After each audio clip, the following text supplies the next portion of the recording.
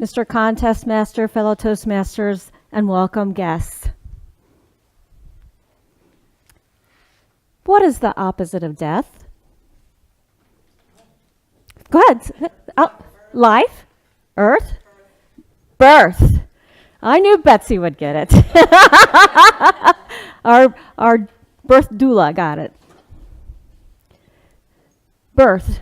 Birth has gone through quite a revolution. Think back maybe to when you were born. Or you. Most everybody in here, I remember nothing about when I was born. My mother, I'm sure, was in a labor and delivery. She was in a hospital. She was put out. My dad was probably in a waiting room. There was probably anesthesia. I don't remember any words about forceps, but I don't think it was a pleasant experience, but she was asleep or put under. My family was at home with maybe grandma. It was kind of sterile. And possibly the first words I ever heard were, "It's a girl," because you didn't know back then. Fast forward. Let's go to when I'm a baby boomer, by the way, in case you couldn't tell. When the baby boomers started having children, that's when Lamaze started. That's when mothers started having an opportunity to say, oh, no, I want to be there. No, I've got needs. I don't think this sterile put me out thing is what I want. So during that time, things started to change. And then now, when a young woman is pregnant, the birthing options are enormous. There are all sorts of different ways, places, environments. I was there when my grandson was born. And minutes after he was born by C-section, but his father and I were in this special room and we gave him his first bath, this slippery little baby, got him all cleaned up and bonded right away, So the room my daughter was in was a room like you might have at home, and all the other children came, so it was a totally different experience. And it's possible the first words he heard was, "He's here!" The long-awaited little boy. So you could say that the baby boomers changed the culture around birthing. But let's go back to that opposite. What's the opposite of birth? Death. And what's happening now? It's certainly, most often, not a lot of choices. If we go back in history and think about how people ended their life, or their life ended, maybe they were at home back in the quote-unquote olden days. But over the years, it's come to be that scene in the ICU.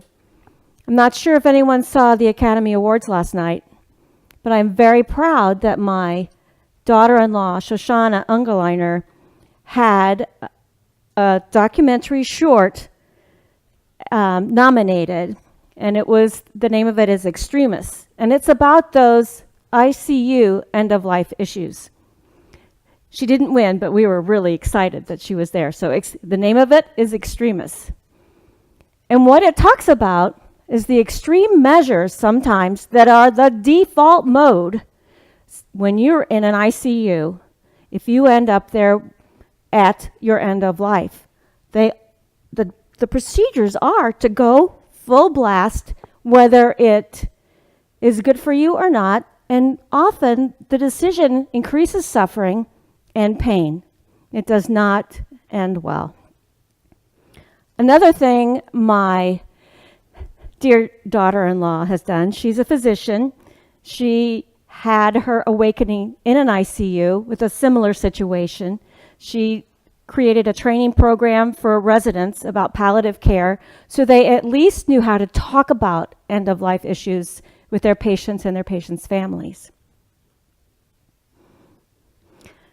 But the most amazing thing she's done is create a coming together of people of all different communities, health and human factor people, user-centered design, technical people, people in the behavioral sciences, people who have had cancer, caretakers, doctors, patients, the whole spectrum are invited to speak at her symposium because, and I agree with her, health is a human issue, birth is a human issue, and death is a human issue.